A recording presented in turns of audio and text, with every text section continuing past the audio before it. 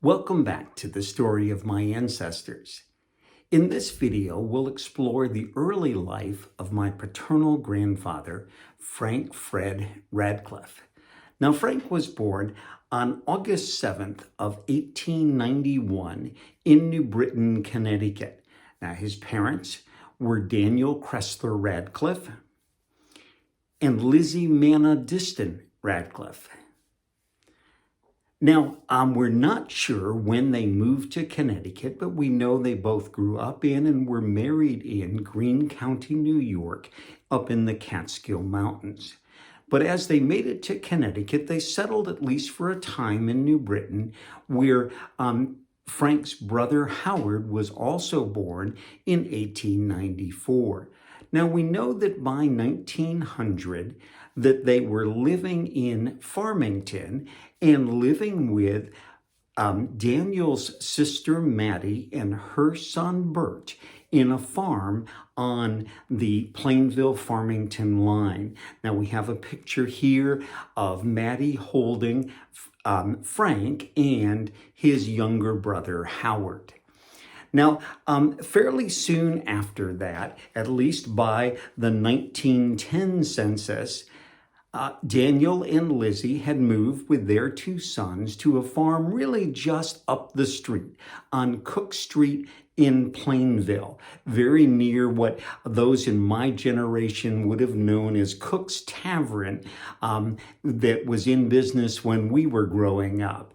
Now, Frank attended the local schools. He went to the Broad Street School in Plainville and finished his education there in 1908. And you see in this picture, Frank is in the top row. Best way to look at it is he's the first boy from the left in the back row.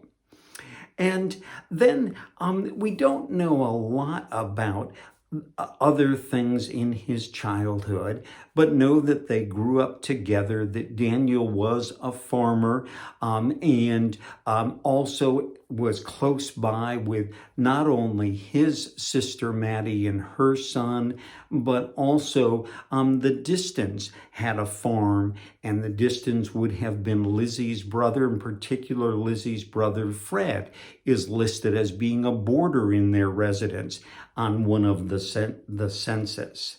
Now, we do know that by 1917, when Frank first registered for the draft before World War I, that they were living on Cook Street, and Frank listed his occupation as a carpenter. That's going to become important in just a minute as we look at what then happens.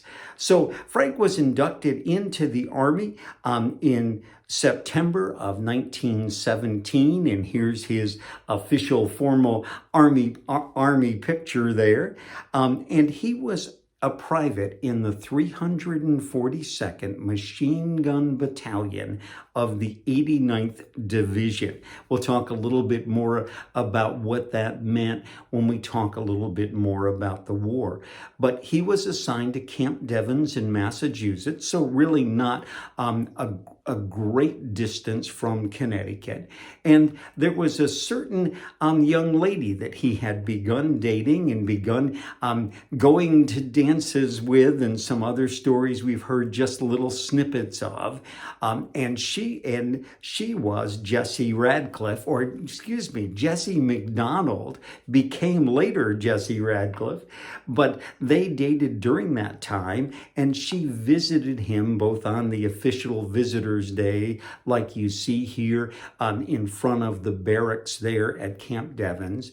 And then in this shot, seeing the two of them together. And, we knew Frank as a very quiet man, but he did have a little bit of the mischievous look there about him as well. And what we do know about the family at that time, that Frank had some concerns. He particularly had some concerns about what might happen to those carpentry tools that he'd invested all of his earnings in to that point.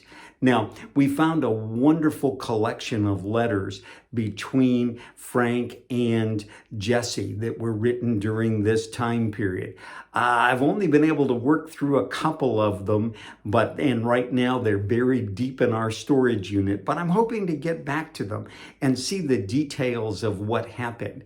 But we know that as the story came down to us and to Jean and I, to my sister Jean and I in particular, was that that Frank was worried about his family stealing his tools or damaging his tools. So he wanted to be sure that he got married before leaving for Europe. And so he and Jesse were married on June 18th of 1918, and he shipped out to Europe shortly after that because we know that his unit was involved in the Battle of Saint Mihiel, please pardon my French there, that began on September 12th of 1918.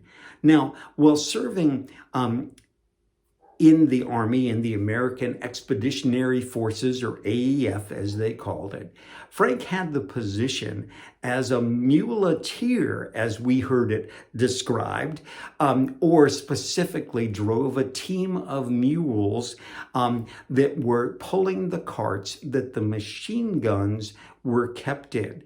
Now, part of the American involvement in the war was it changed the American Army a great deal. They had used long rifles and cavalry on horses in the last battles they'd been involved in the Spanish-American War in the very late 1890s.